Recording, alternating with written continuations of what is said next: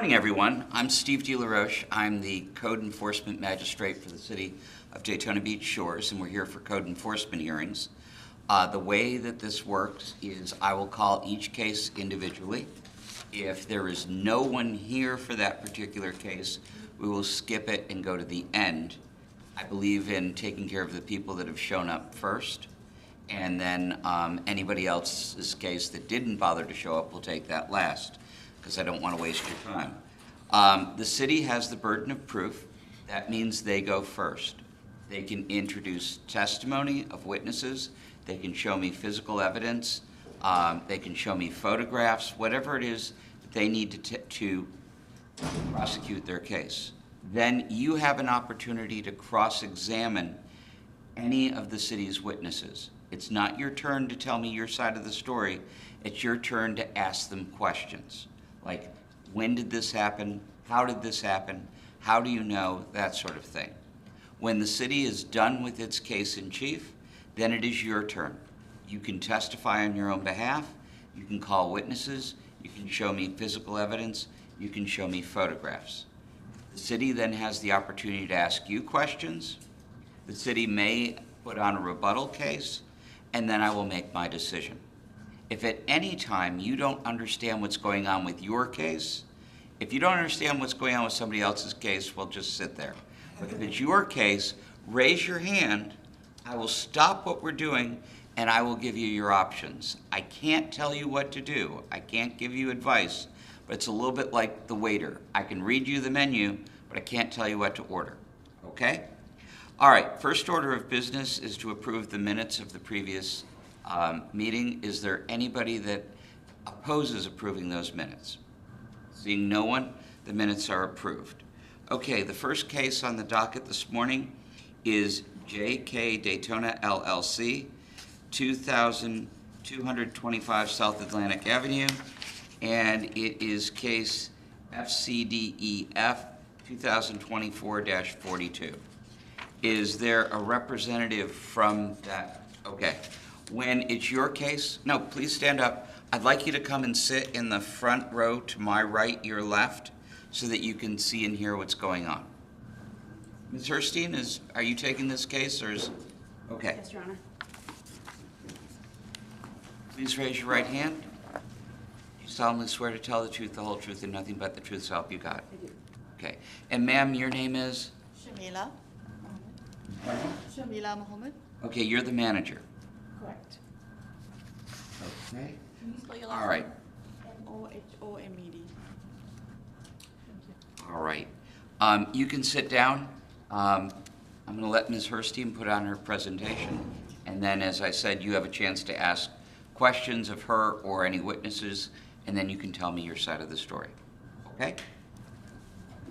All right, please proceed. Thank you, Your Honor.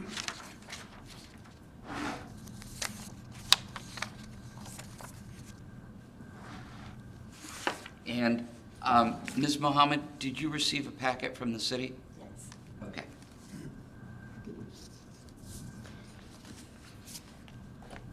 I'd first like to ask that each of the documents included in this PowerPoint file, whether presented during the hearing or not, by the city for this case be accepted as evidence, most of which have been provided to the special magistrate, and all of which have been provided to the respondent, to the respondent's rep. The only items that you did not receive in your notebook were pictures, violation by violation, actually not appropriate for this case, but the recommendation, which you received this morning.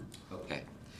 Ms. Mohammed, do you have a legal reason why this should not be accepted into evidence?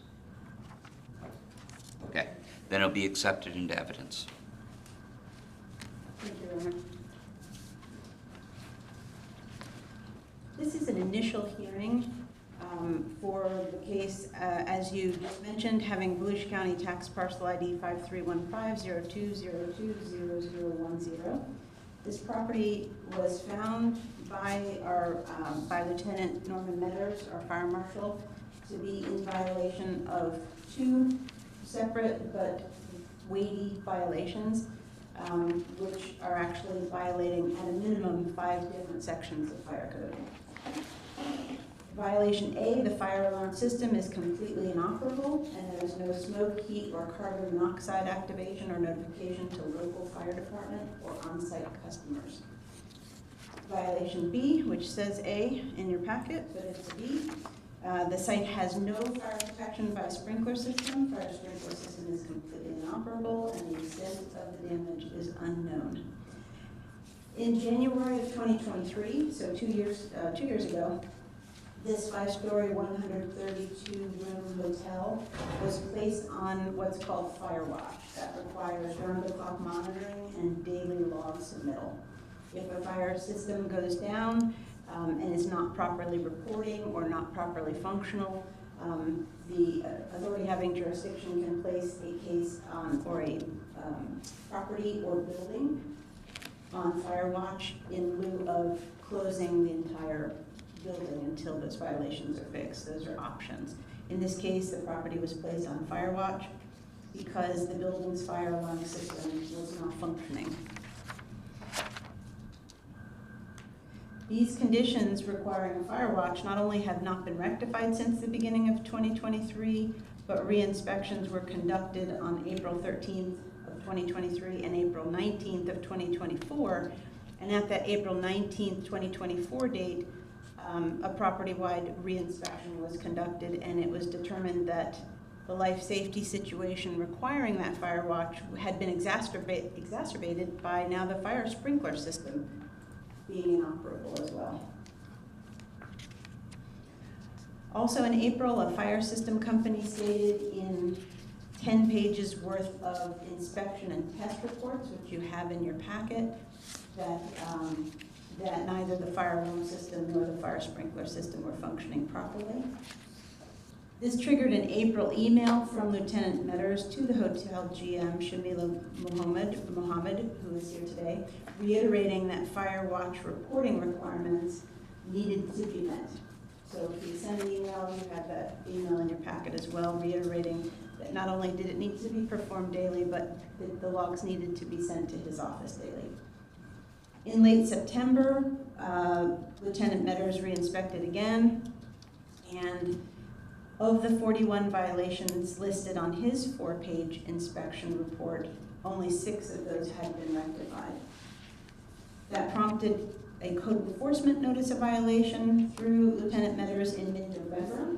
You can see that notice of violation beginning on page 5A-23. Good service was achieved by hand delivery.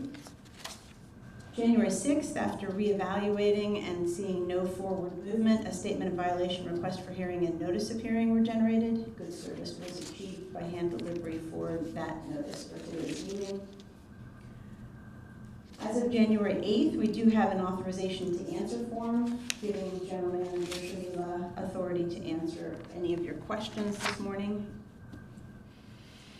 In the last week, after repeated attempts were made by Lieutenant Metters for those to gain daily submittal of those fire watch logs, an order for immediate closure was issued, giving 24 hours to both hire professional security service to conduct the fire watch independently, basically a third-party service to conduct those fire watches and complete the logs, and also to daily submit them. The company was hired within that 24-hour period, and that 24-hour order remains in effect until the fire alarm and fire sprinkler systems are fully functional. So that is in place now. I saw that. My big question is, with the fire alarm system being inactivated, if somebody discovers a fire, how are they going to let the people in the motel know that there is one? Well, security system, the security company in place, any security company would have a protocol for how to handle that, and they generally would have their own cell phone. If there's another method, then Lieutenant Metters can advise you of that when he Okay. because I will definitely be calling him up. I did want to show you a screenshot of the permitting software, basically demonstrating that no permits have been obtained to bring that fire alarm system or fire sprinkler system back up to full functionality. I don't have anything identified or underlined on this screenshot because nothing has been submitted for that. There are 2 fire alarm permits that you will see on this shot. One of them was back in, from back in over a couple years ago, 2020, I believe. But both of those are for very minor rectifications of parts of the system, and neither brought the fire alarm system fully back into compliance. Well, what is this fire alarm directional amplifier permit, 11/22/24?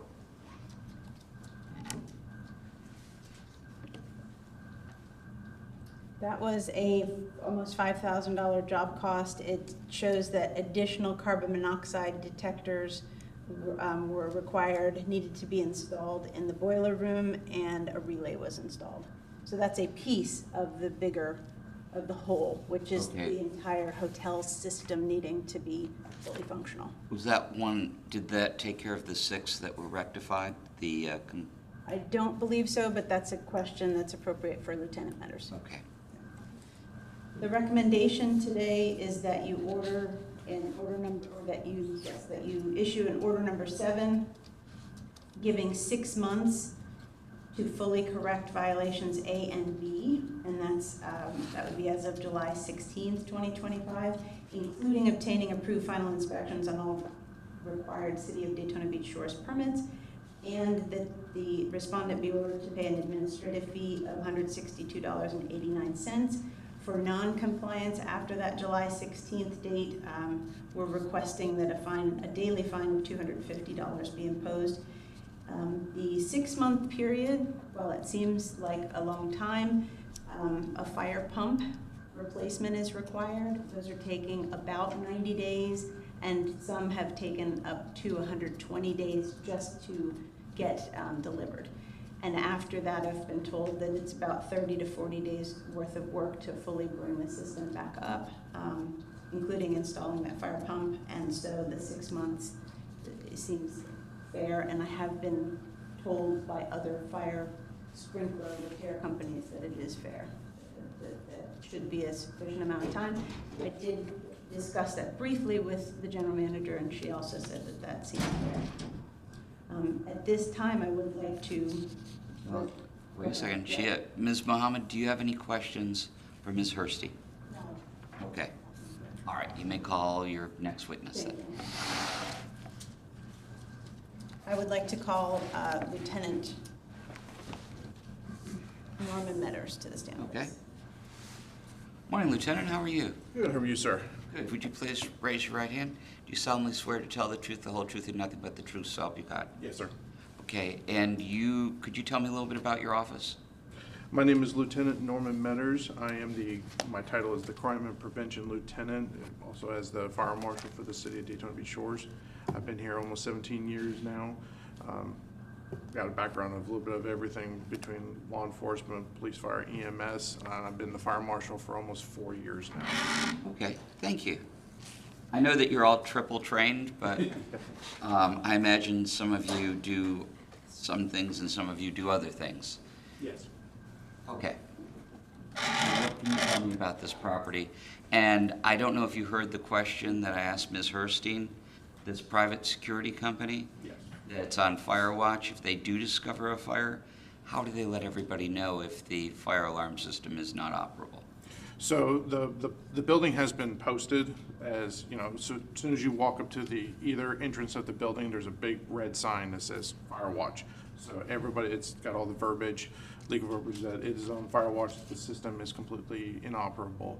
So as the requirements for the security company, they're required to walk the grounds, every floor, every aspect of that property every hour to see if there's any hazards, whether that they need to notify people to get out of the rooms or so forth. They have their systems in place to where they would call 911. So if a hazard comes in, whether it could be an EMS, fire, whatever, to call 911 immediately, and that's their primary role is to do that. Now, any citizen can call 911 themselves if they can, or call the front desk to call 911, but that is the primary focus of the security company, is to make sure they're walking the grounds to try to detect the hazard prior to, just like an alarm system would, if there was smoke in the air and stuff like that. Right. I understand the detection. What about if there is something that requires the evacuation of the building? How would they effectuate, say, somebody's staying in room 319, how would they know to leave? So that's going to be their requirement, is to start notifying it. Going door to door? Going to door to door, because there is no announcement. That's the problem. So they have to start knocking on doors and getting hotel staff to help out. Notifying if they need to evacuate that floor, they're going to have to go door to door and start knocking and telling everybody to get out, there's a hazard. Okay. Excuse me, I'm so sorry. Your voice is carries. Sorry. But no, it's good. It happens every single meeting. All right. Ms. Herstein, I'm sorry I hijacked your witness. That's Please totally continue. all right, Your Honor. Lieutenant, have you reviewed the documents in the presentation packet? Yes. And regarding the outside reports included in the packet, were they printed exactly as they were when you received them? Yes.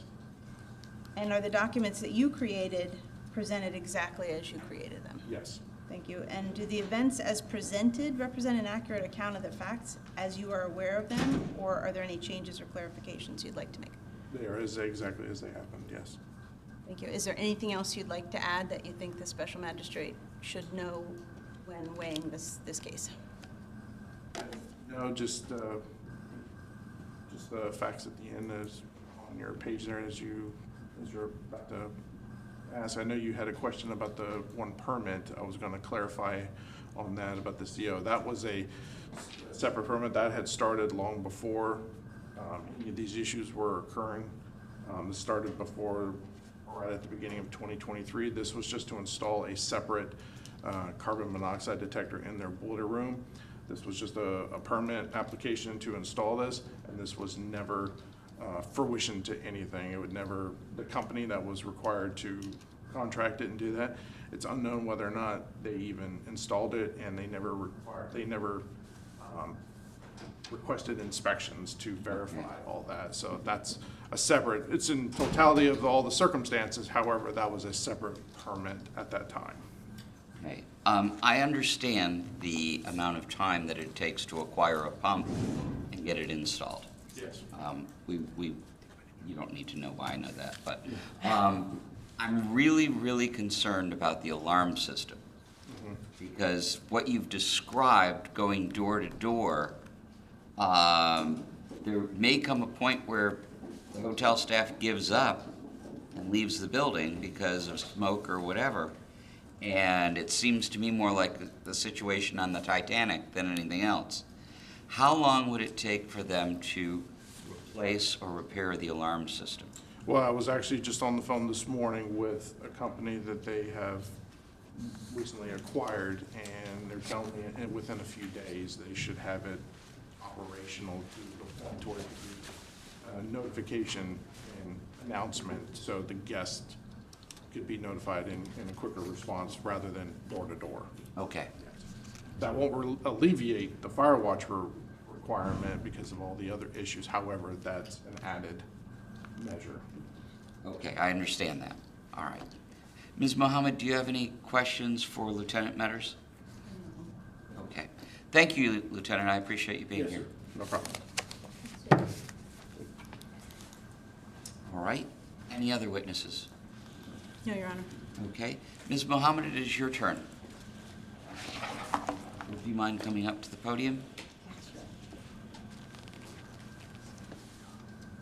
Okay. Would you please raise your right hand? You solemnly swear to tell the truth, the whole truth, and nothing but the truth, so help you God. I do. Okay. What would you like to tell me? So after the Hurricane Ian, 2022, the renovation happened with the whole property. This is what all the security system and everything failed to function. So right now, as of now, so we have hired the security company, so they are there. Okay. To doing the corrections, so that's what I can add as of now. Okay, what about the alarm system? Alarm system also, they're working on it as we speak. And how long to repair that? He said it's gonna be within a couple of days. Okay. So it's gonna be functional back. All right.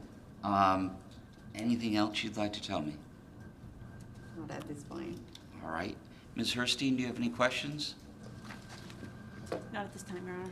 Okay. Ms. Mohammed, I am going to find your company in violation, not you, obviously, because you're not the owner. Issue what's called an order number 7, which gives you a certain amount of time to correct the problem. It's going to be a little different than what the city recommends, because I'm going to bifurcate it into 2 different problems. One, I want your alarm system up and working within 30 days. If you fail to do that, it's a $250 a day fine. The rest, I'm going to give you 6 months till July 16, 2025 to fix the fire suppression system, get the fire detection system up and working and everything else.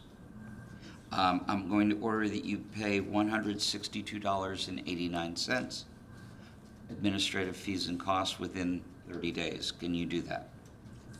Okay, do you have any questions regarding my order? No, Okay, I appreciate you being here. thank you. Thank you. Did you get that? Yes, sir. Okay.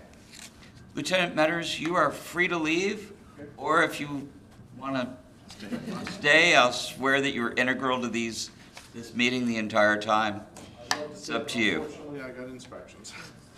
And Ms. Mohammed, you don't have to stay either. Okay? All right. Next one is Ocean Court Holdings, LLC. Well, let me ask this. The 3 of you there, Yes. which one are you here on? Ocean Courts? Okay, well, they're next. Okay, so Ocean Court Holdings, LLC, 2315 South Atlantic Avenue, Daytona Beach Shores, Florida. Case SCDEF 2023-36. Okay, and who is here to speak for your group? All 3 have an authorization to answer forms. Okay, can you hear everything okay? Yes, sir. All right, then I'm not going to make you move one row forward. Ms. Herstein, whenever you're ready. Thank you, Your Honor. I'd like to ask that each of the documents included in this PowerPoint file, whether presented during the hearing or not by the city for this case, be accepted as evidence, all of which have been provided to the respondent or their rep. All right. Did the 3 of you collectively receive a packet from the city? You had a chance to look through it? Do you have a legal reason why it should not be received into evidence? No, sir. Okay, then it'll be accepted into evidence. Thank you, Your Honor.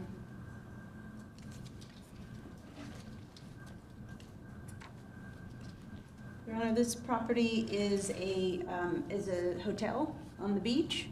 It sustained damage to its seawall in the 2022 hurricanes. You can see this picture above. The top view is from A1A, and the bottom view is from the beach, and those were both taken in January of this year.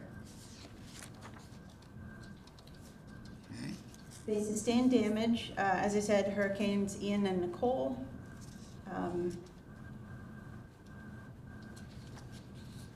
Initially, they had a good plan, so we moved on to other properties. These 6 violations, I'll show you pictures for at the end. But with, when we didn't get any kind of forward movement, September 12th, a notice of violation was written and sent by certified mail. Unfortunately, we didn't know that it had not gotten anywhere, inconclusive USPS tracking, so we ultimately had to hand deliver to the hotel. And that started this process January 9th of 2024. I did have conversations along the way with Hotel General Manager Hannah, who is here this morning, regarding basically securing permits, making the permanent repairs, et cetera, and they she, along with the owners, did have plans underway and were taking active steps as far as, was relayed to me. January 3rd of this year, after inspection and without additional forward movement, a statement of violation request for hearing and notice of hearing were generated. They were sent by certified mail, first-class mail, and were also hand-delivered. Good service was achieved. We did meet, I did meet January 7th, a contractor who came in to discuss the permitting. He came into the permit office and reported that he would be taking care of the seawall issues and the backfill. They had a temporary emergency permit through FDEP, and FDEP did allow them a continuance, or basically a one-time reinstatement for an additional 90 days of that permit, which is excellent. That means that nothing should be standing in their way, aside from getting a Daytona Beach Shores permit to do the work and possibly whatever they need from the county. We received authorization to answer forms, as I said, for the GM, another hotel manager from the same company, Donna, and the contractor, Michael Fuquay, who is here this morning. He's listed as the project manager. Okay. I do have a recommendation, but I would like to go through some basic pictures. This is, again, same picture that I just showed you above, as it looked earlier this month, and then a picture showing you what it looked like back before the storms, early 2021. Okay. What is the structure to the right that looks like ruins or something? The tallest on the top picture? Yes. That is actually the building, which sustained damage more recently and has not been repaired yet, and will be the focus of another notice of violation should it not be rectified. Okay. Basically, at a certain point in time, the city took stock of all of the seawalls that remained unrectified and wrote notices of violation. It was about 30 for all of those properties at that time, and we focused mainly on the seawall and pool and deck damage and backfill, rather than looking for other smaller. And then this is pretty serious, though. I hope that they can share with you a plan for what they're going to do with that as well. Okay. This is a screenshot of the permit activity since mid-2013. The red line is at the top, showing you that no permits have been submitted for as of January 14th to rectify any of these violations. Violation A, seawall is structurally flawed or missing. In this case, it's missing, with only temporary sandbags preventing further damage to the property from high surf events. Violation B, seawall is non-functional and not structurally sound. Violation C, the cabana near the northwest corner of the property is not structurally sound. Believe it or not, you can see a side view of holes that used to hold up a cabana. They did, I had asked them to please remove the cabana lid, basically, because it was sitting as a sail, just ready to be picked up by a stiff wind. They did remove that, but have not removed these other pieces, which still remain. Violation D, the pool deck is broken apart. You can see the yellow arrows pointing to an edge of the pool deck that used to be there, and some is still there, just little bits. And you can see on the right side of the picture the side of the pool. And basically the top of the pool is in blue. Violation E, the pool is undermined. Other views of that same issue. Violation F, seawall is not in good repair, is missing, and is not retaining property elements.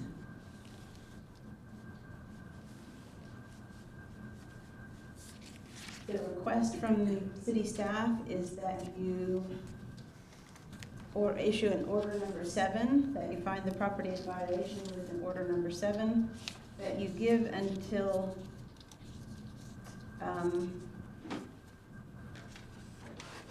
July 16th, which is 6 months, to rectify violations A, B, E, and F, including obtaining approved final inspections on all required permits, and that the property has until January 16th of 2026 to to rectify violations C and D.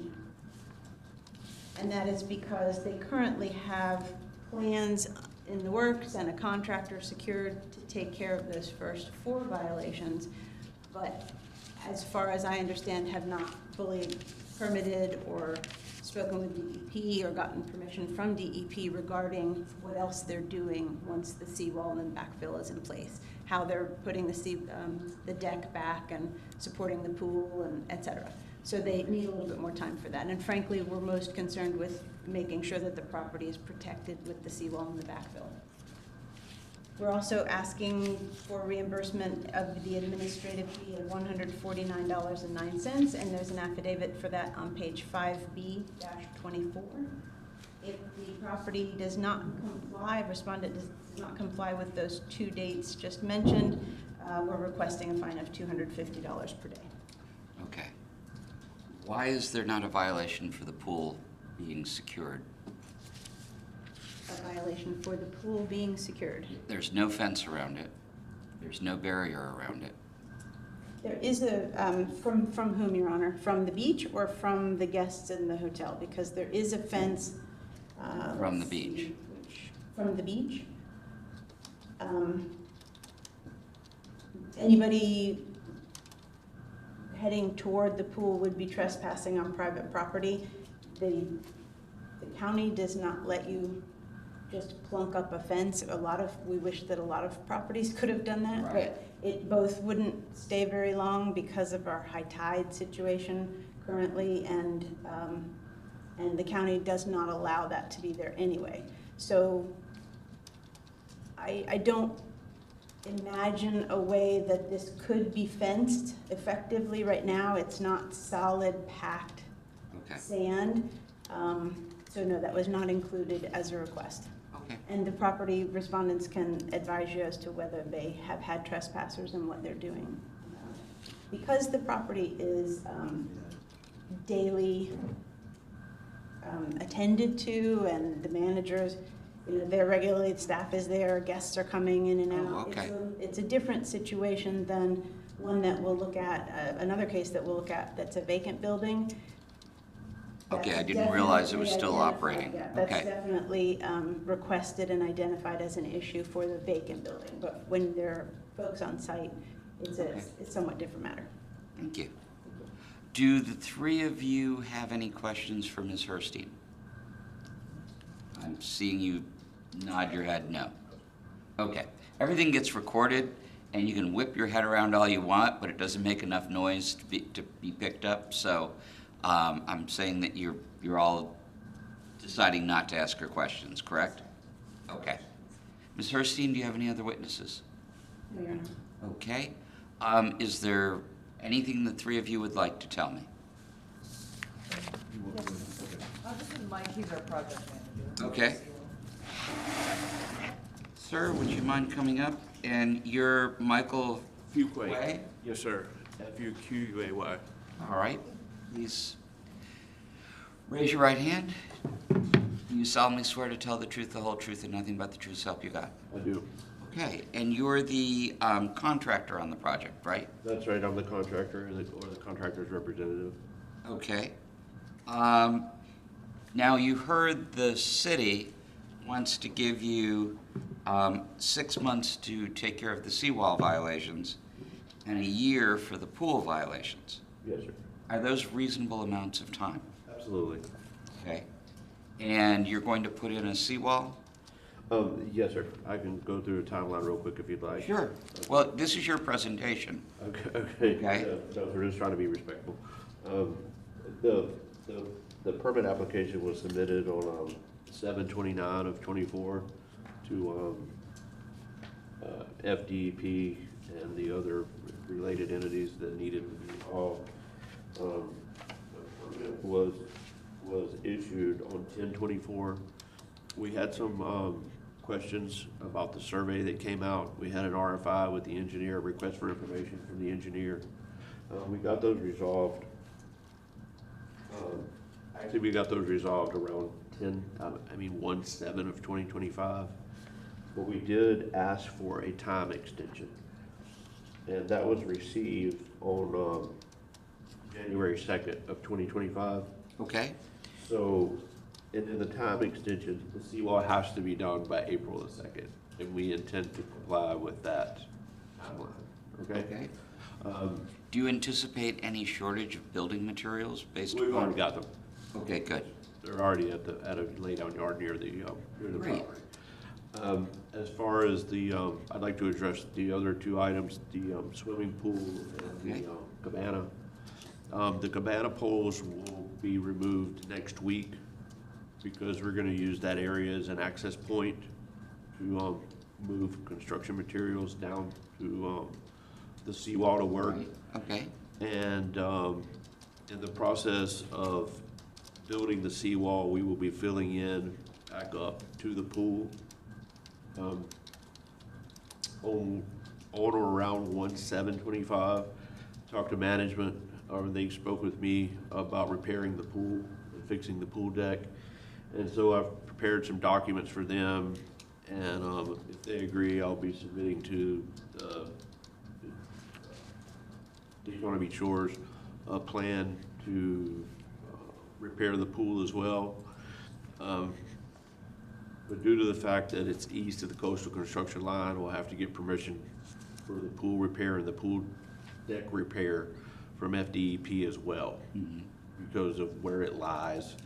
But the intentions at this point, if FDEP and the city allow, I have a survey if you need to see it, but the pool will be put back as it was in the original okay. slide. Yeah, I saw the slide on the, in the year 2021, so I imagine that's what you're shooting for, right? Yes, sir. Yes, sir. If that's allowed, again, because things have changed.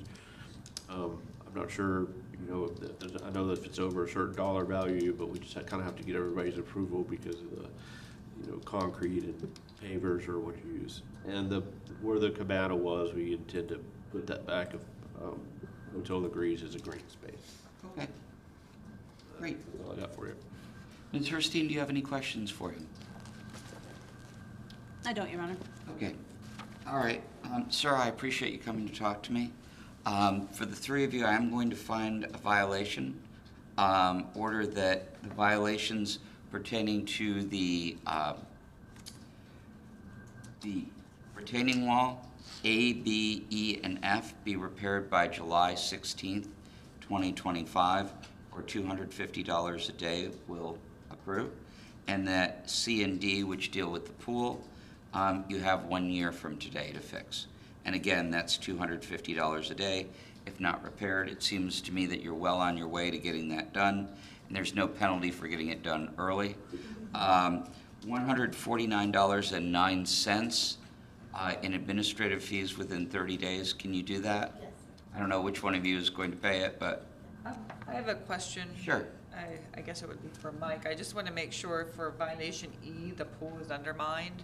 Is July 16th enough time to rectify that as well? Yes, ma'am. Since it's different than the pool. Because regardless of what happens with the pool, if I'm selected as a contractor or somebody else, as we're backfilling for the seawall, the pool is going to be That takes care of it. filled in around that regardless. Okay. So, but the pool itself, just for the record, is sitting on piles. The pool hasn't sank, even though it appeared, but it's simply because of the deck, the way it is.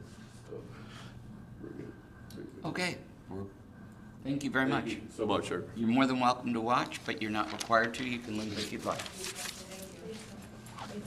Okay, then according to the notes, the next person is going to be appearing by telephone. Yes, Your Honor, and it's going to be slightly different than we thought, so I'd like to just step to my phone, call her, and... Sure, I was going to give you time to get it And set then up. I'm going to set it in front of you. Please feel free to move it as you need to, if it's too loud or... Okay. Whatever you need to do to get everything set, and then I'll call the case after we've got the person on the phone.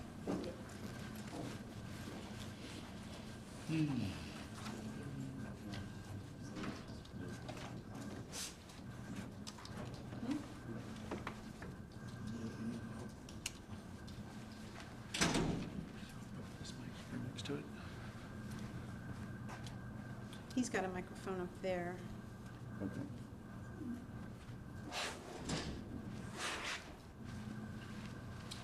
When I saw the address of the person that's calling in, I was like, wow, that's impressive. It's an office building in New York City that overlooks Central Park. Ah, I believe right near- it's based in Washington DC, but that's interesting that you knew the address. I looked at it and said, oh, New York. Yeah, no, I know where it is. That's nice, that's awesome.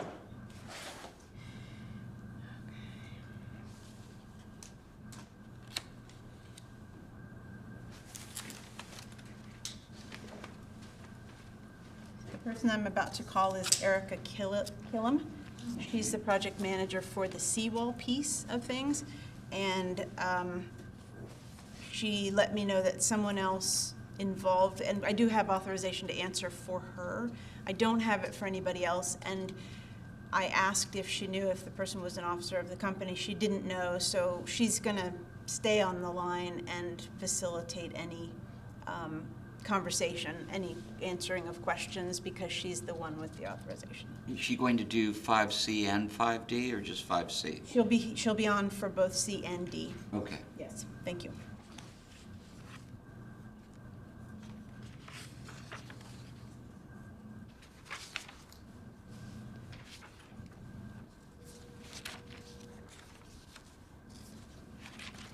Good morning, Erica, again. I'm about to put you on speakerphone, and then I will be setting the phone next to the special magistrate. So if you're struggling to hear, please do speak up. It seems that we won't have to deal with the delay since we're doing it this way, which is great. So here we go. Thank you. And you received, well, I'll ask you when you're on speaker.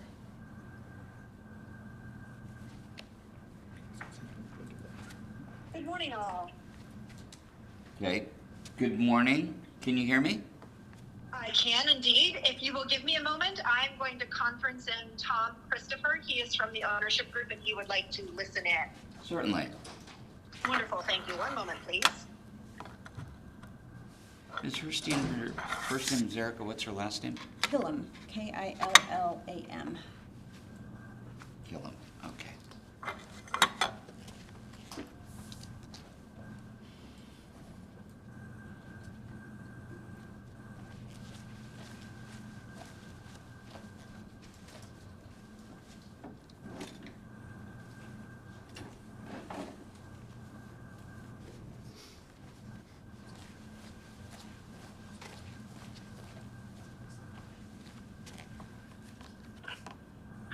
All right, Gwen, I have Thomas Christopher with us. And Thomas, we've got Gwen, and we are on speakerphone with the city planning team. Actually, you're on Great. speakerphone. Hello, everyone. Good morning. Hi, Tom. You're on Good morning. speakerphone in a special magistrate meeting, and the phone is most closely situated to Special Magistrate De La Roche, who is overseeing these proceedings. All right. All right. Good morning. I'm glad you could join us. My name is Steve De La Roche. I'm the special magistrate for the city of Daytona Beach Shores. And I'm going to call your case because we have to make a record here. It is property owner SLF VDBS Holdco LLC, address 2323 South Atlantic Avenue, Daytona Beach Shores, Florida, case CDEF 2024-40. Could you clearly hear what I said? Yes, thank you. I could, yeah. Okay, all right. The way that we conduct hearings here is standard in all courtrooms. The city who's bringing the case against you has the burden of proof. The city testifies. They can call witnesses on their own behalf. They can show me physical evidence. They can show me photographs. At each time when they have ended the presentation of a witness, you have the opportunity to cross-examine that person. It is not your time to tell me your side of the story. It is your time to ask them questions. When the city has exhausted its list of witnesses and evidence, then it is your time. You can testify, you can call your own witnesses on your own behalf, you can show me photographs, physical evidence, and then the city gets a chance to ask you questions, and then I make my decision. Okay? Understood. All right. Ms. Herstein? Thank you, Your Honor. I'd like to ask that each of the documents included in this PowerPoint file, whether presented during the hearing or not, by the city for this case be accepted as evidence. all of which have been provided to the respondent's representative, Ms. Killam. Okay. Ms. Killam, did you receive the packet from the city? I did, yes, thank you. And do you have a legal objection as to why it should not be accepted into evidence? No. Okay, then I will accept the city's packet in case 5C into evidence. Thank you, Your Honor. And Erica, can you hear me too? I can, yes, Okay, go ahead. Super, Thank you. excellent, thank you. This case actually was preceded by a similar case back in 2019. The hotel units and lobby were being remodeled by the previous owner. While the work was underway, the owner caused some of these permits to be replaced by different contractors. Some contractors backed out. There was a lot of shuffling along the way, additional work being done without permits, and it was something that our building official had to stay on top of. The site faced multiple work cessations as well, restarts, permit replacements, and then, like I said, work begun without permits. When all of those permits, work stopped and all of the permits had expired without final approval of any kind, notice of violation was generated back in 2021 to address the violations that were on the property, et cetera, and situations left by the work that was undone. Basically, the case was brought before the special magistrate, before Your Honor, and the respondent was given deadlines for correction of the violations on the property. Correction was not achieved and fines accrued. In early 2023, the property owner filed for bankruptcy protection. And in October 30th, the property was purchased by the current owner. The city was not aware at that time that it had taken place until later. Mid-October of the following year, building official Edmonds got a call from somebody asking some questions about a permit app he was about to submit, and that flagged the information that the situation for the property ownership had changed. It had come out of foreclosure, or bankruptcy protection, I'm sorry. Actually, I think it was foreclosure. Let me correct that. Sorry to jump in. It was bankruptcy. We were the existing, this is Tom speaking. We were the lender, the senior lender, and we took title to the property through a bankruptcy proceeding. Okay. Thank you, Tom. Thank you, Mr. Christopher.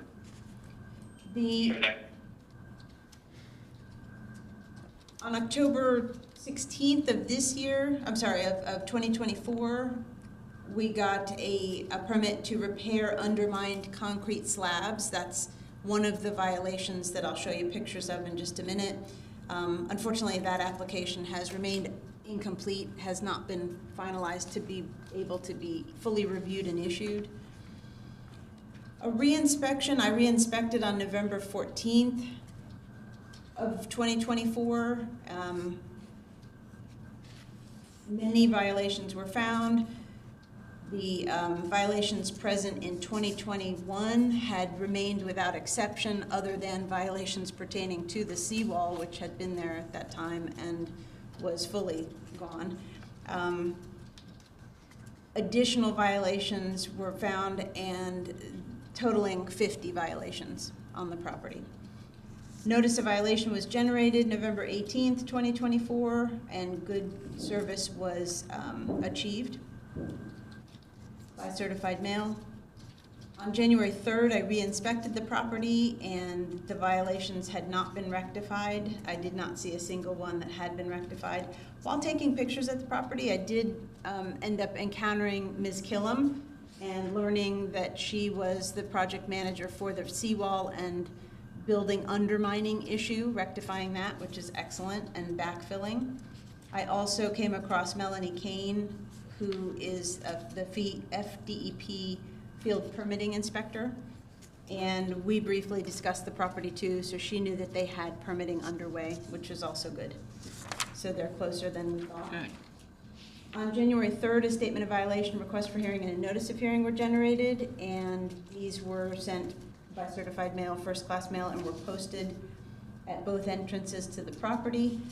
Good service was achieved.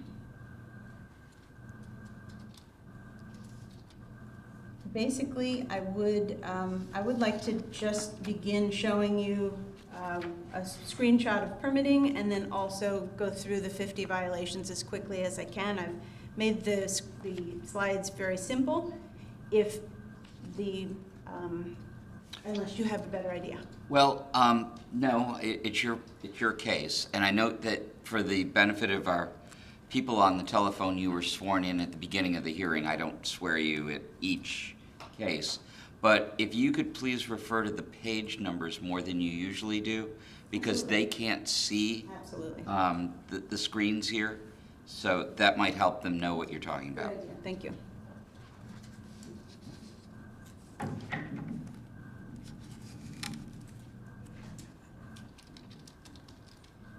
I'm looking at 5C-2. It's just an overview. The top left picture is of the west side of the hotel, and the bottom picture is of the hotel as you view it from the beach. I included that purple line to show you, in the top picture, to show you that that is a separate building, separate property, not related to this one. These are the 50 violations as they're listed. This is a permitting screenshot taken 2 days ago. The And that's 5C31. 5C31, thank you. The top 3 permit applications are the only ones that have been submitted since new ownership. The bottom of the 3 was not required because it was for temporary seawall placement. It was basically for trap bags, and it was not necessary, so that one never got issued. And then the other 2, the one in the middle of the top 3, that is still under review. We're still waiting for additional information before it can be fully reviewed and issued, and that is to rectify the undermined parts of the building, which you'll see some additional pictures of. So that permit has still not been issued, and the permit to construct the seawall has been issued, and that is the permit that you see on the top line. Right. And that was issued very recently. I'm sorry, it has not been issued. The contractor was called. It has been reviewed and is ready to be issued, but the contractor needs to come in and obtain it. So Erica, they don't have the permit yet for the seawall. And they still need more information for the undermining of the building rectification. Okay. Oops, going the wrong way. Okay. I'm going to do this as quickly as I can, but I'll let you know what the page numbers are. I haven't I've tried to keep it simple with just a decent picture or 2 of the issue. Some violations are similar, and the same pictures can represent both violations and adequately show them. So I'm looking at 5C37, violation A, weeds are taller than 12 inches in places on the property, and violation VB, landscaping is not kept in a neat and well-maintained condition. Violation B, loose debris, and I would ask if anybody wants me to stop, I'm gonna keep going unless somebody has a question. Violation 5C38, violation B, loose debris is present in many areas of the property, including building material, sand, and vegetative debris. And these, almost without exception, these pictures were taken on January 3rd of this year. And I'll let you know when that one exception comes. 5C39, we're just going page by page right now. So if you flip, when I tell you about the new violation, you'll be on the next page, and maybe I'll just mention the page every once in a while. Is that okay? Understood. Yep, that's fine. Thanks, Gwen. And please do stop me if you have questions. Violation C, construction type fabric has become tangled in the trees and elements of the building. You can see blue tarp that was up on top of that porte cochere for so long that it's shredded and it's all wrapped around the trees. And this is right along A1A, so this is what people see when they drive past. Next slide, 40. Violation D, stucco is missing in places, and this is an issue around the property on all different sides. Not everywhere, but there are instances of it on all building faces, basically. Violation E, slide 41. Unpainted plywood in areas of building can admit dampness. You can see that on the porte-cochere. Slide 42, violation G, unpainted plywood in areas of the building. That is the one I just said. This is not that violation. Let me tell you which violation this is. This refers to a hole in the ceiling of the porte-cochere, but I'd like to give you the right letter.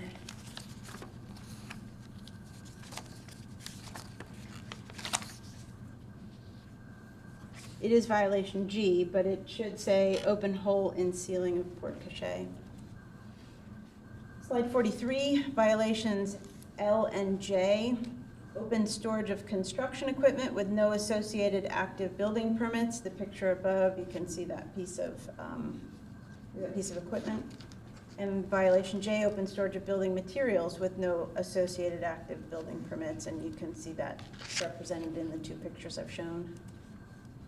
Slide 44, violation K, deteriorated doors leave areas unsecured and open to trespassers. I will say that though this is true, they do have and have had for quite some time, I think since within a month of taking ownership of the property, they have had a security company on the site.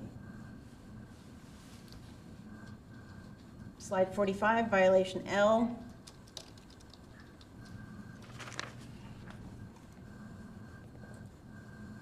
Unsecured doors are ajar. I left out a keyword there. That's just a picture of a couple of doors that happen to be near each other.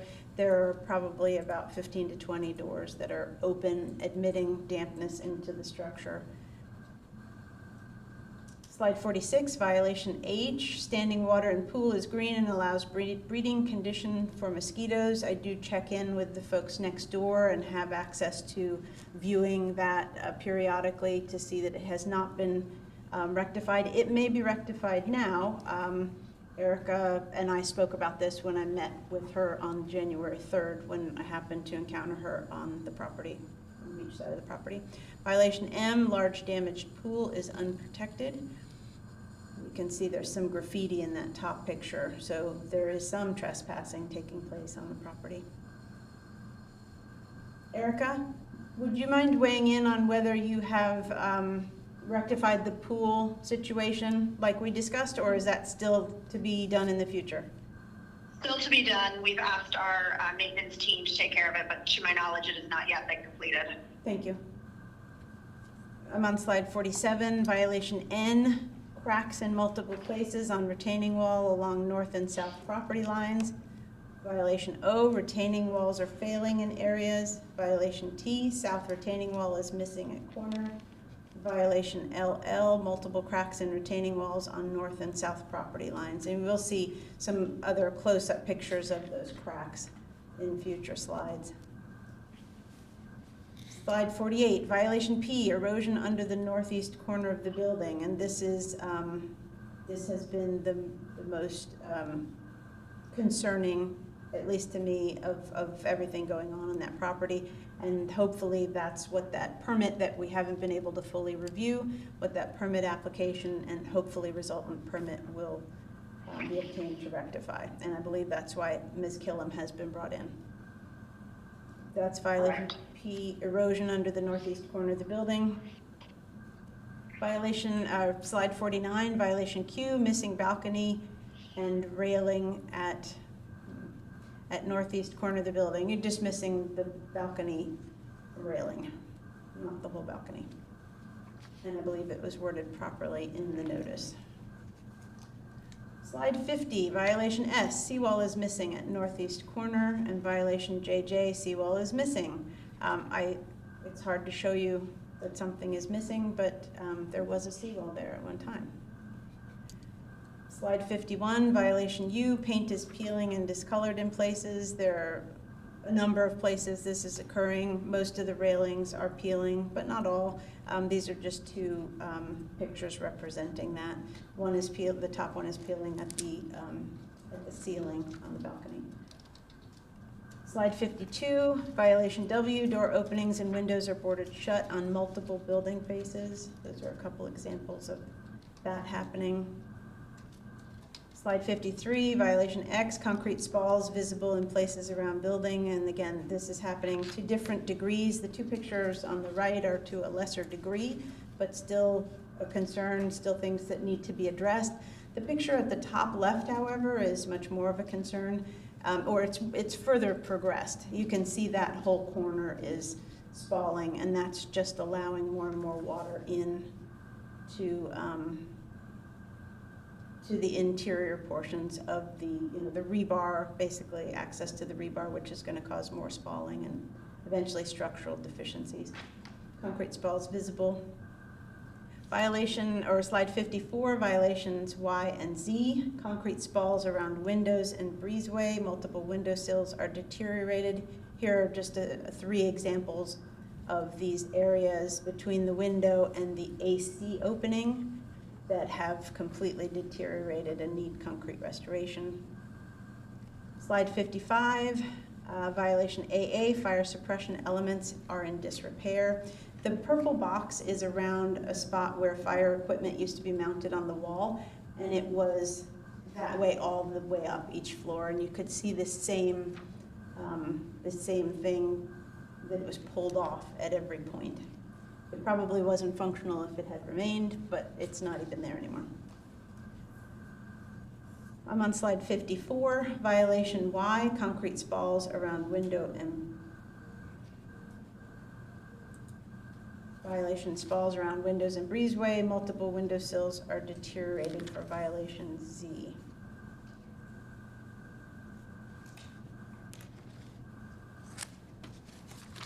Oh, I went the wrong way. Sorry about that. Slide 56, violation BB, damaged air conditioning units, including this one on the south side of the building. You can clearly see that's the closest that we could get to any one of them, so there's that picture for you. And violation CC, an abandoned air vent on the south side of the building. That's just in the upper left corner of this picture. Slide 57, violation DD, damaged air conditioning units, including the one on the south side of the building.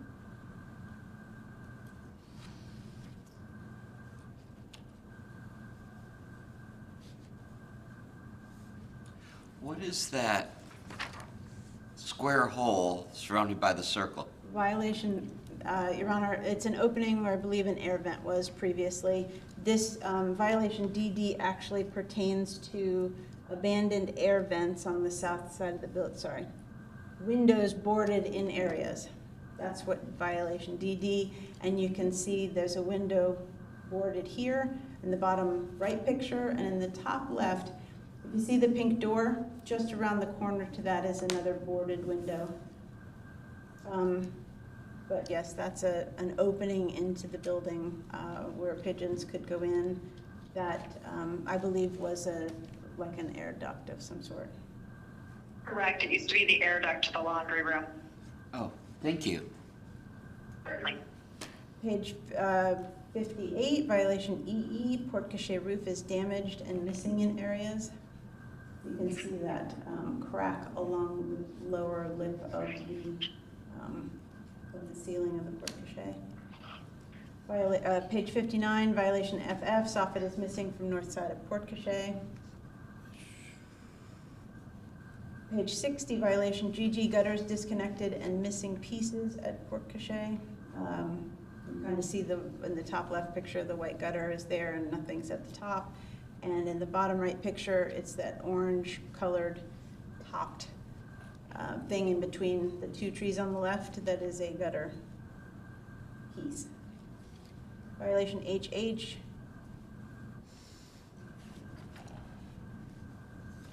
Violation HH is fascia is unprotected in areas. You can clearly see fascia at the side of this porte-cochere is unprotected wood. Violation KK, trap bags are deteriorated. It don't think I need to explain much there. Originally, this was, well, I will anyway. Originally, this was a 2-layer and possibly even pyramided, but I think it was a stacked layer of 2. It may have been pyramided, and you can clearly see that there's not even a whole single line anymore of trap bags. And that's just happened along the way with storms. So they did their job. Violations, page 63, violation MM, stucco cracked on retaining walls, multiple cracks and patches of stucco missing. You can see, if you look at the picture on the top right, 3 patches back, basically, you can see. Unfortunately, the stucco missing is just a symptom of the cracks that are underneath too, which is not great. Page 64, violation NN, fencing around property is not being maintained, locks are missing, fences being held shut by buckets of cement with wood inserted. As there is a security firm on the site, this is not as much of an issue regarding trespassing, but it is a visual, it's visually unappealing. The fence is actually not allowed to be there right now. They don't have active permits, although now that they have a seawall permit, yes, they can have that fence there again, but it does need to have screening around it. The screening that's kind of wrapped up in the trees, something like that. It's kind of like tarp, but it's fence screening, so that should be added. And hopefully secured in ways other than buckets of cement. Page 65, violation OO, monument style sign damaged. Violation PP, monument style sign cabinet components are deteriorated and rust covered. That used to be a gorgeous sign with a waterfall, and it is sitting adjacent to the sidewalk on A1A. Page 66, violation RR, light fixtures and exit signs are missing in multiple places on the property. Page 67, violation SS, light pole on the south side of the property is damaged with exposed wiring. Page 68, violation TT, parking areas are deteriorated and uneven in places. Now, obviously, parts of that were done in the lower, or the 2 pictures on the right, sorry, the lower picture, that was done by storms. They peeled away what used to be an asphalted parking lot. But the upper pictures are basically a trench. If you're looking at the picture on the upper left, a trench was, I don't know, excavated out to allow taller pieces of equipment to go under the building in that location. They did not do that with permits. It's concerning, and that needs to be rectified. Violation, or page 69, violation UU. This is more specifically speaking of that. The driving pass-through under building at southwest corner of the property has been excavated without permits. You can see in the lower right picture, imagine that the paving went all the way up to the bottom of that curb and was just excavated out. I've been told to accommodate equipment. That's correct. It was done to get the temporary seawall in.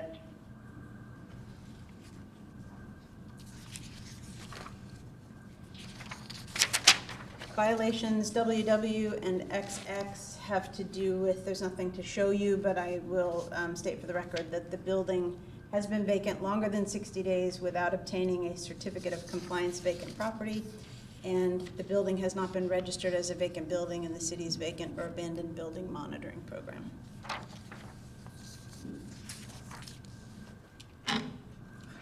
The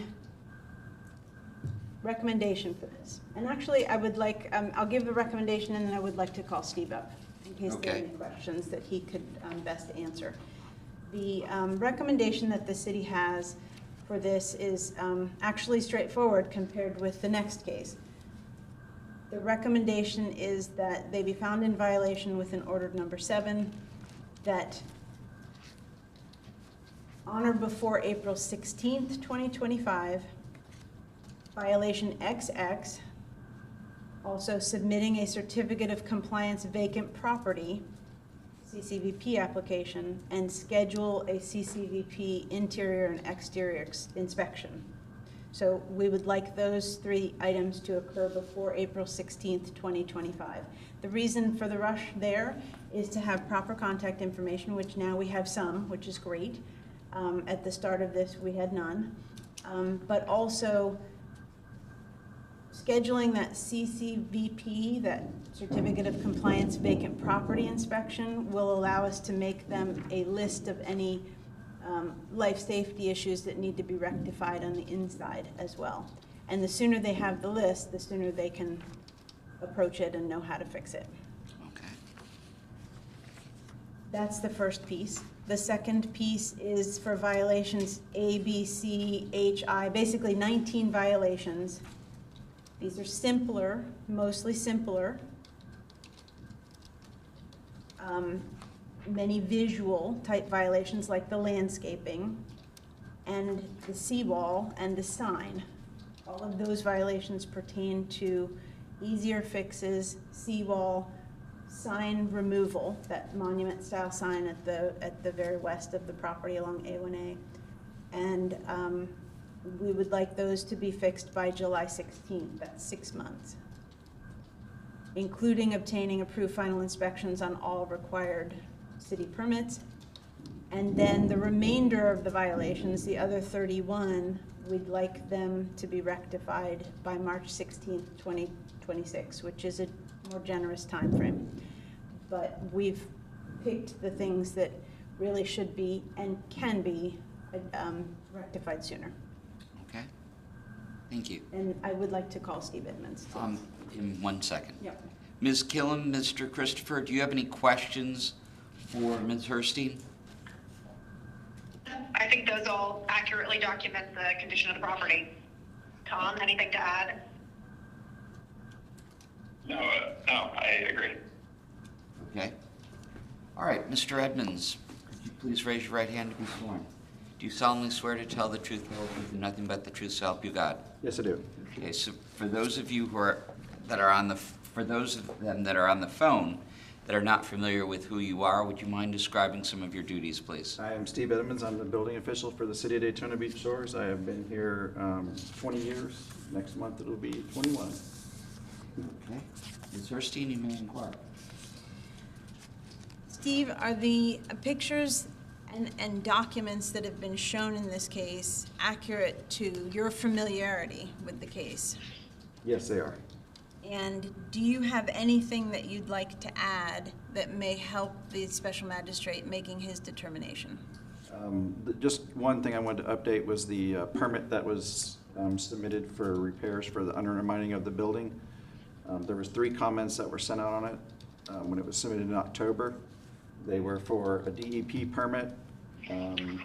Another showed wood being placed underneath the building and left that was not termite treated wood. And an unreinforced masonry wall that the engineer drew. He drew a block wall that was going to be laid on dirt.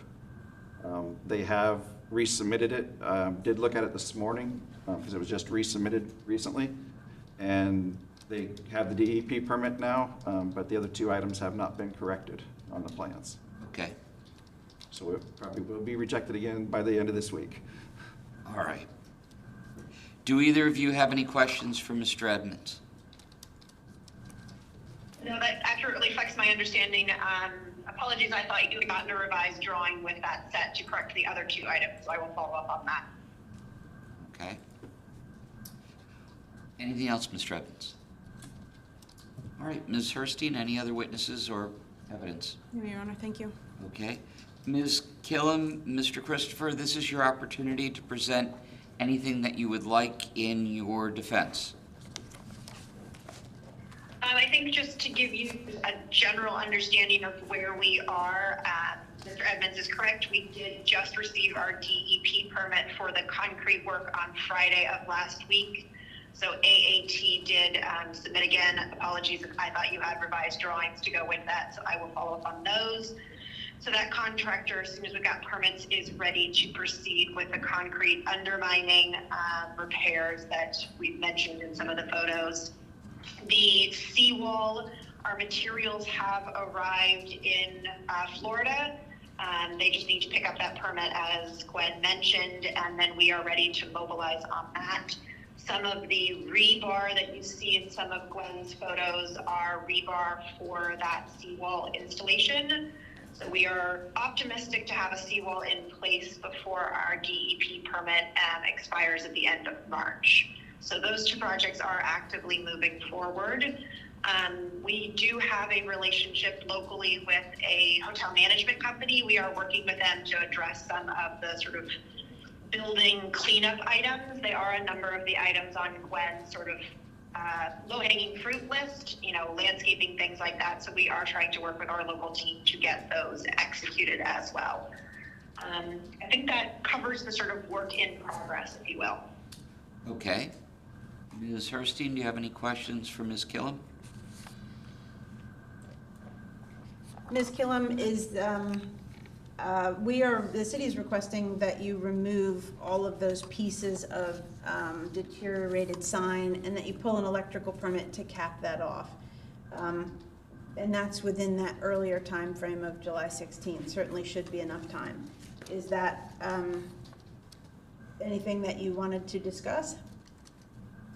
I don't think so. I think that's fairly easy to accomplish. AAT, who is doing the concrete restoration for us, is also doing some miscellaneous work for us. So I can certainly speak to him about pulling an electrical permit for that to take care of that component, unless you feel strongly in the opposite. No, not at all. I think that's fair.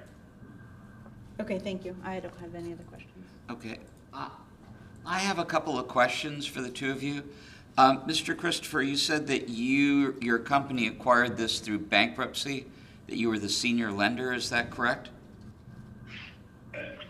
Yes, that's correct. Okay. Are you a financial institution? We are. We're a private fund, an investment manager based in New York City. Okay. And do you regularly operate hotels? We don't. We are primarily active on the debt side. We are not typically aren't a property owner.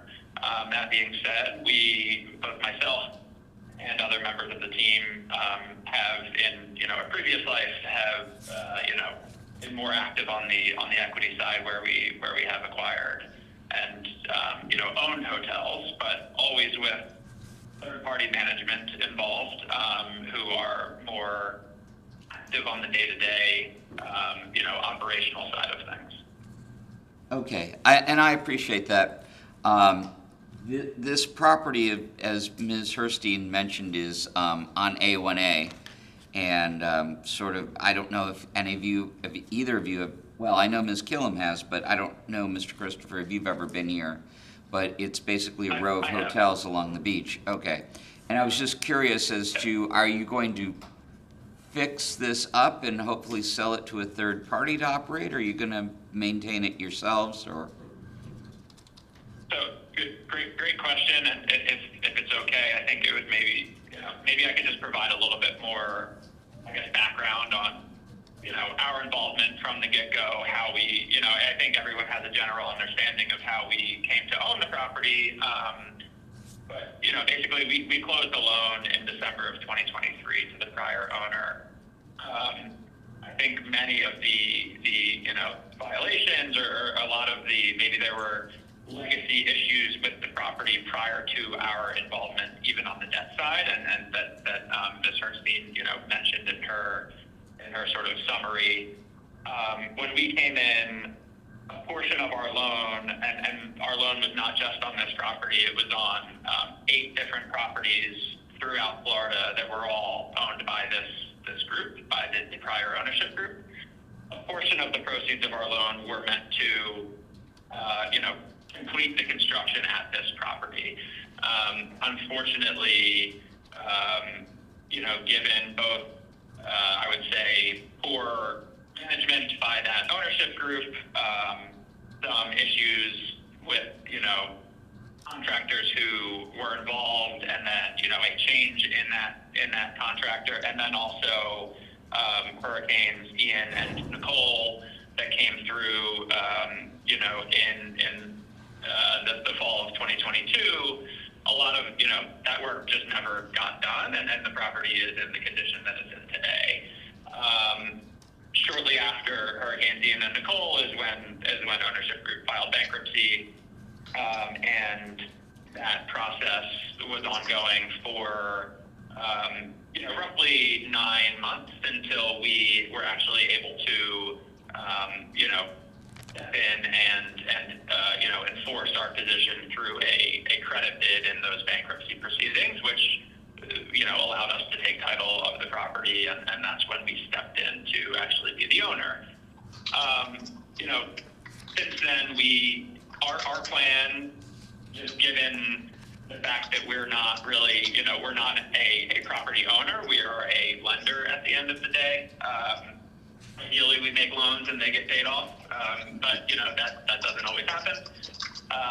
We really looked at this property and we said, okay, we need to do the things that are going to secure the building, the seawall, the undermining, and then once those items are done, we're going to take this out for sale and sell it to a group who is more equipped to actually complete the renovation, get this thing open and operating. Could we do that? Yes. The fund that this is in is not a fund that takes that level of risk, and it's not really within the four walls of the mandate that we're operating under. So it's not really our bread and butter at the moment, given the vehicle that this is held in. So really, our plan is to complete the seawall, which we're very close to. The materials are here. We have to pick up the permit, as Erica mentioned. We're very close to actually seeing that through. Address the undermining, the concrete work. We are, as Erica mentioned, we're working with a local hotel management company who also operates some of the other properties along A1A. We'll get them in there, either them or if we need to, we'll bring in third-party, contractors to address landscaping, monument sign, et cetera. I give all that background just, not to try to deflect, because we've owned this property now for over a year, and, I understand that it is in a state of disrepair, but just to provide a little bit of color so that the group understands sort of the condition that the property was in and the financial condition that the property was in, when we did step in, and our sort of, we're not we're the lender here, and it's not, this was never a really part of the business plan for us to own this property to get it back up and running. We want to put the necessary capital in so that the next group can come in and have surety that the seawall is secure, the building is structurally secure, and then we'll take it out for sale. Okay, well, I appreciate the explanation. Thank you. When you said that you'd acquired it in bankruptcy, I had figured that you were less than thrilled to have this in your portfolio. All right. This certainly was not part of the plan, but we as a lender, we understand that that's always a possibility. Bankruptcy is not fun for anyone involved, but we're we are trying to do what we believe are the best kind of next steps to get this ready for someone else to step in and get it to the finish line. All right. Thank you for the explanation. Ms. Herstein, anything based upon what Mr. Christopher had to say? No change in our city's request, but I would like to ask if we also have outstanding utility bills. Can we, since we're on the phone, ask for an appropriate address to be provided for that? Sure. What address would you like the city to send you correspondence to? Is it the West 57th address? That's right. And just to be clear, Ms. Herstein, are those I guess current, or are those are those dated at this point?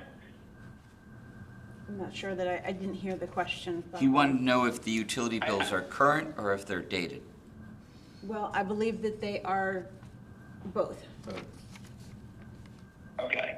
The only reason I ask is I just want to be conscious of the bankruptcy and just, like there are, depending on the date of those, whether or not it was pre or post filing, then that would sort of change, I guess, how those are handled. But you feel free to send those to me, and then we can figure that out on our end. Excellent. Thank you very much. Okay. I am going to find a violation of all of the city's listed violations. I'm going to ask that violation XX, that you submit a certificate of compliance. That's the vacant property application, and schedule an interior and exterior inspection prior to April 16th, 2025. To correct violations A, B, C, H, I, J, K, L, M, P, R, S, JJ, KK, NN, OO, PP, and UU on or before July 16th, 2025, and obtain all proper permits and inspections as required by the city. And finally, violations D, E, F, G, N, O, Q, T, U, V, W, X, Y, Z, AA, BB, CC, DD, EE, FF, GG, HH, II, LL, MM, QQ, RR, SS, TT, VV, and WW on or before March 16th, 2026. That's 14 months from now. And if they are not rectified, that you pay a fine of $250 per day, and that you pay the administrative fee of $149.09 within 30 days. Can you pay the administrative fee within 30 days? Yes, that's not a problem. Okay, great. Your Honor, as a point of clarification, compliance is not achieved until final approved inspections. Inspection and permits, Thank you, yes. Your Honor. I just wanted to make sure. Okay. All right, that brings us to the same group of people, to the next case, which is SLF VDBS Holdco LLC, address 2023 South Atlantic Avenue in Daytona Beach Shores, Florida, case PCDEF 2024-41. All right. And Ms. Kill and Ms. Christopher, are you two the same people on this case? We are, yes. Okay. Ms. Herstein? Thank you, Your Honor. While similar in time frame, this case is different in that it involves work having been done without permits that still need to be permitted, work having been done under active permits, but then the permits were either revoked, expired, or applications submitted and those expired. So it involves the same property and some of the same issues, but it regards the fact that there is now a substantial amount of work that has been done without permits, without finalization of any of the work and without the permits being final approved. Okay. When was this work done? Well, along the way, as you see in violations A through J, the work was done between 2019 and up until, I believe, early 2023. There was a similar case brought against the previous owner, and again, you gave a time to correct. It exceeded that time and accrued fines, but then that was, part of the bankruptcy was quashed. So basically, the same issue stands. Work was done in units, some inspections were done, some work has been done without inspections, and it all needs to be re-permitted and brought to its conclusion, because now there are units that are partially done, partially undone, a lobby that's partially complete, partially incomplete, some work that was identified as that work started without permits and that has still never been permitted. So a lot of work that's in a partial state and has not been inspected and approved. Okay. On letter J, you have permit was revoked by contractor without approval. What does that mean? While I don't know specifically what happened in that case, what that generally means, the first place that I go when I read that is a contractor was possibly not being paid, so said, I'm not going to be responsible for this work. I can't continue to do it if I'm not getting paid, and so I want to remove my name from the record and close that permit. Okay, and the city has an unusual recommendation in this one. It is unusual. I would like to say that we did get proper service on both the notice of violation and the statement of violation, request for hearing, and notice of hearing. The recommendation for this is, of course, finding it in violation, but then also gives them two pathways.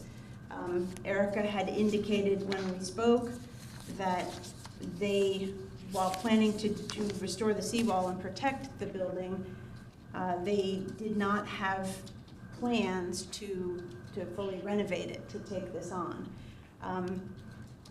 A vacant building, one can own a vacant building, but there are certain requirements that must be met if one does.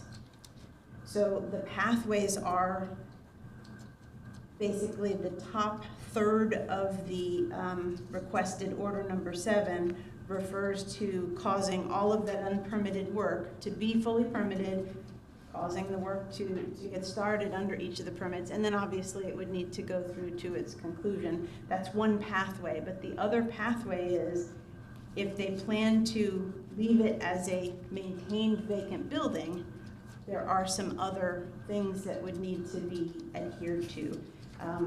They need to have it, like I said, the certificate of compliance vacant property is overdue, the vacant building registration is overdue, an inspection for the interior is overdue, just to identify any imminent life safety issues, not to make it ready to walk in and live in or stay in, but to just identify and eliminate imminent life safety issues for emergency responders, et cetera.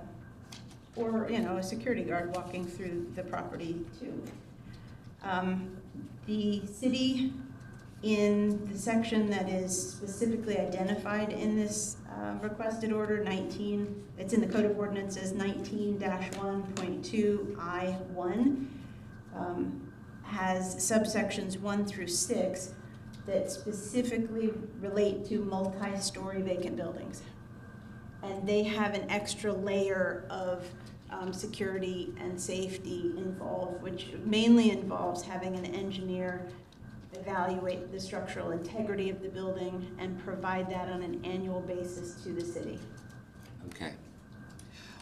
Ms. Killam, Mr. Christopher, do you understand what the city is asking me to do? Yeah, and I will let Tom speak to it specifically, but I think we're happy to proceed in this way. We have had structural reviews of the building, and we did intend to do another one once the concrete restoration of the undermining was complete. And this is in line with sort of what Gwen and I had discussed when I met her on property. Tom, want to speak any further to any of this? Yeah, no, I agree. I would just like to point out, just to kind of state the obvious, I think, but it does seem that a lot of the I guess, unpermitted work that was done, it sounds like it was done before our ownership through the bankruptcy. I don't have the specific dates, but just, Gwen, based on it sounded like you said between 2021 and early 2023, which weren't the owner until October of 2023, so just wanted to kind of get that, I guess, make that clear and state that on the record, but otherwise, no comments from me. Okay. If I may, Tom, while that is understood, taking on a property, whether it be by purchase, by reclaiming it, what have you, you are still responsible for violations on the property, even if you did not create them. These are still violations which need to be rectified by the owner, and at this time, that's you. So just because you didn't obtain any of those permits in the past, there is work that has been done. The permits are lifted off. Some inspections were done, but other work has not been inspected, and this needs to be rectified. We can help you, through the different pathways, and I propose that you be given through this order both pathways for you to decide with the rest of your, the folks who would be making these decisions. But unfortunately, even though you didn't cause those violations, you're still responsible for rectifying them. Ms. Herstein? Yeah, no, totally understood. I just, and I'm not an expert on these things. I just, that sort of just jumped out at me based on the timing. So I wanted to just throw that out there. But understood. I'm not suggesting that we don't, follow one of the paths that you proposed. I just wanted to call that out. Yeah, and Mr. Christopher, I understand what happened here. I'm well aware that you didn't take ownership until 2023, and by no means were you running around doing unpermitted work prior to getting the ownership. But it still has to be rectified. And were you given a copy of the proposed city's order and recommendation? And their alternate pathway is in red type to help you identify Yes, it? we have a copy. Okay. Yes, we have it. All right. I am going to order that recommendation. I'm not going to read the entire thing because it's quite lengthy. If you have a copy and you know what I'm talking about, and this is public record, anybody that is watching this can certainly review it for their own determination. I do have to tell you that unless it is complied with, I have to order a fine of $250 per day and $149.09, just like the last case, to be paid within 30 days. Can you pay the $149.09 within 30 days? Yeah. Okay, just to be clear, that's two separate $149.09 administrative fees.